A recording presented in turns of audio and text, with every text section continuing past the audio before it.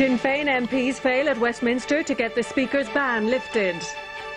Confusion over plans for meeting between Orange Order leader and Garvaghey residents. And on the election trail, the Fianna Fáil leader calls for a debate between Dick Spring and Mary Harney.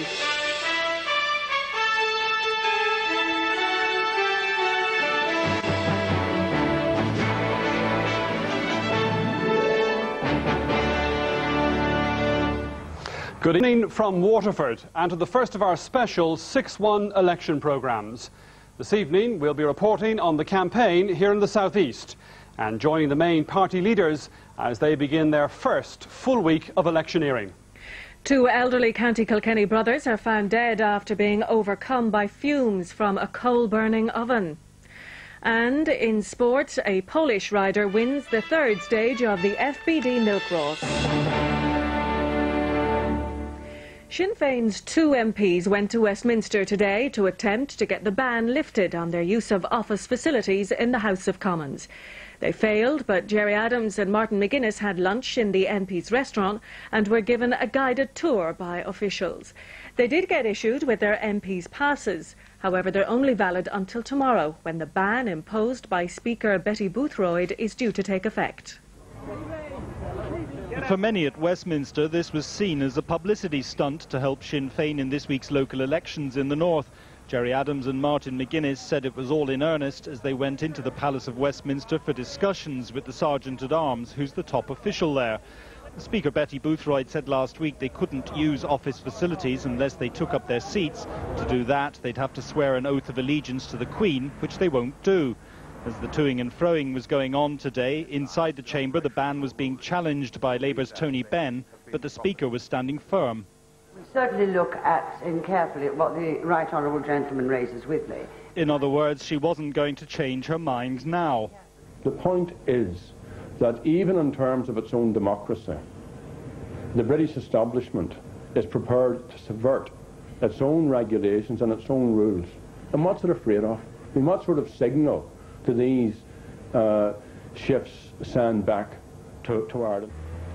But the two Sinn Féin MPs did get to use some of the House of Commons facilities today. They had lunch in the MP's restaurant. Officials gave them what amounted to a guided tour of the House pursued through the corridors by a posse of journalists. Then it was time for a stroll on the terrace of the Houses of Parliament overlooking the River Thames, allowing just enough time to get their picture taken. By the time they came out, they'd been issued with MPs' passes. However, the Speaker's ruling comes into effect tomorrow evening when the passes will become invalid. They left this evening without getting the ban lifted, but satisfied that they'd made their point as publicly as possible.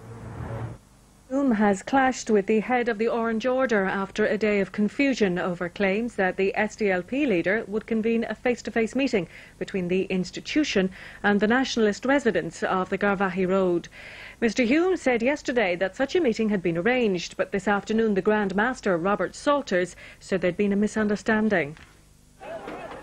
The violent clashes between RUC riot squads and loyalist protesters in Dunloy last night were a reminder, if one was needed, of just how volatile the situation surrounding the whole parade's issue is. In Dunloy, the problem has been simply adjourned rather than solved, with Ian Paisley ominously predicting it was a battle to be fought another day. Given that background, John Hume's revelation that he was to chair a meeting between the Orange Grand Master Robert Salters and the Garvaghey Road residents was hailed as something of a breakthrough. The optimism was severely dampened, however, when Mr Salters issued a statement saying he had been misunderstood. In keeping with Orange Order policy, he said he would not be meeting anyone who has any connection with the IRA or Sinn Féin, a stance which would clearly prevent him talking to Brendan McKenna, the main spokesman for the nationalist residents in Portadown. Mr McKenna has a firearms conviction dating back to the early 80s. Amidst mounting confusion this afternoon, John Hume said his original statement accurately reflected what he had agreed with Mr Salters. I want to clarify the matter. I am not regarding it as lost. I believe that the community out there want everything done to prevent a repetition of Drumcree, because a repetition of that is very serious and very dangerous for our whole community. In another effort to clarify its position, the Orange Order said this evening it was prepared to have discussions about contentious parades, but it would not ask permission to march. Orange Order leaders are now suggesting that a third party might act as an intermediary where disputes